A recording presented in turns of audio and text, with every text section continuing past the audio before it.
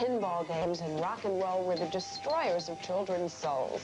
Well, pinball and rock and roll survived, and most of the pinball kids turned out all right. But recently, a similar concern has been raised about another arcade phenomenon.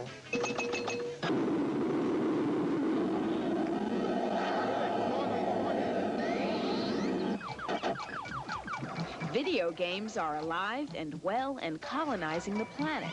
For a mere 25 cents or $50, the player may contract to do battle with an alien spaceship, gladiators from another galaxy, a brow-beating robot,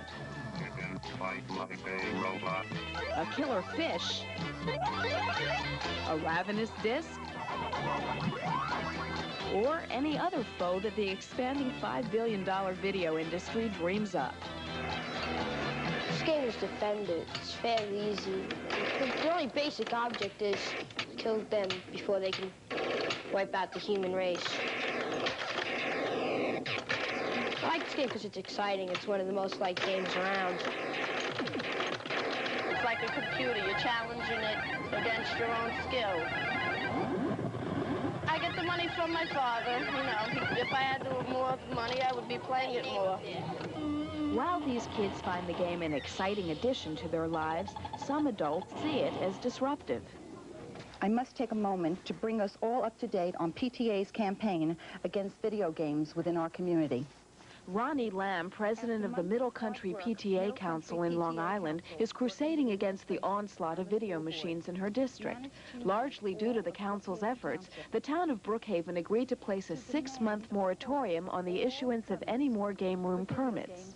Every shopping center has a multitude of stores with a multitude of video games in them, so that it's not even just arcades. It's if your child goes down to the corner store to buy a package of loose leaf to do homework, and if they have 50 cents change from the money that they went with, they're not going to come home with 50 cents because there are 3 video games in the stationery store. Foosball World contains 16 video games and is one of the PTA Council's primary targets. Tom and Diane LaCicero are the managers and part owners.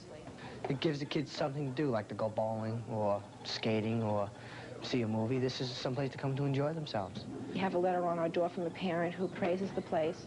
This finally is a place for her son to go, and she'd rather see him here than in a bar or behind the school, smoking or drinking. Some kids get a little crazy. They go out and start stealing stuff and coming and dropping in their machines when it becomes like a vice, like any other vice. You know? This man's son is a regular customer at Foosball World.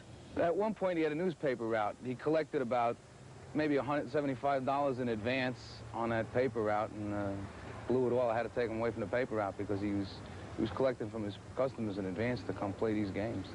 If the parent can limit their kids in other areas, then they certainly can limit them here. And if they can't limit them in other areas, then they can't expect the game room to be at fault because they don't have the control over the kids that they should have.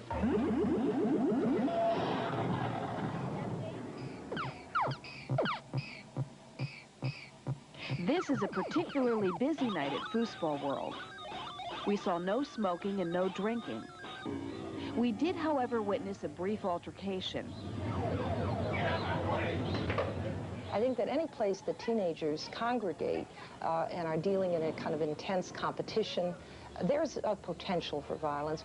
Judith Lang is a social worker and family therapist at the Jewish Board of Family and Children's Services and has counseled many young people who play video games. We're a violent society. Our games are violent. That's a part of life. There is a kind of thrill. I've played the games myself. I know that it's kind of thrilling when you hit a spaceship and it explodes on the screen.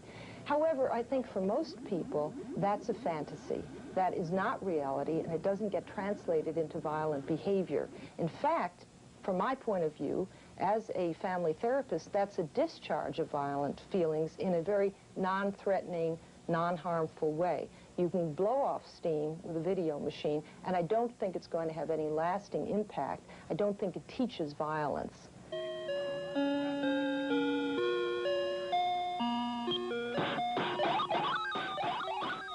These games weren't available, you probably wouldn't be able to get your anger out of you. You know, sometimes you get so much anger inside you, you can't, you know, it's either that, you probably get in a fight or something. I can't explain it really. Before I started playing these games, I was outside, you know, my friends playing ball after school. Now after school, I play these games. It gives me something more to do. These games have been keeping me going for the past, I say, 8, 9 years. If not, I'd probably be doing, I don't know, sleeping in bed, studying, things like that, and keeping with attention. With the games, I don't think I'd be so sane right now. I got really nothing else to do.